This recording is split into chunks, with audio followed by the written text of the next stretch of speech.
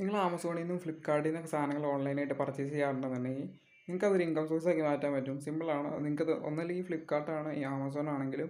So ഇവർക്ക് രണ്ടുപേർക്കും affiliate programme ഉണ്ട്. ഈ ഒരു അഫിലിയേറ്റ് പ്രോഗ്രാമിൽ ജോയിൻ ചെയ്ത് കഴിഞ്ഞിട്ട് അവിടുന്ന് ലിങ്ക് ക്രിയേറ്റ് ചെയ്യാൻ പറ്റും. ആ ഒരു ലിങ്ക് ക്രിയേറ്റ് ചെയ്തതിന് ശേഷം നിങ്ങൾ ആ ഒരു ലിങ്ക് വഴിയാണ് ഒരു സാധനം പർച്ചേസ് ചെയ്യുന്നതെന്നുണ്ടെങ്കിൽ നിങ്ങൾക്ക് അതിന് ഒരു പെർസെൻറ്റേജ് ഓഫ് കമ്മീഷൻ കിട്ടും. അത് ആമസോണിലാണെങ്കിലും ഫ്ലിപ്കാർട്ടിലാണെങ്കിലും വളരെ കുറവാണ് ഇൻകം.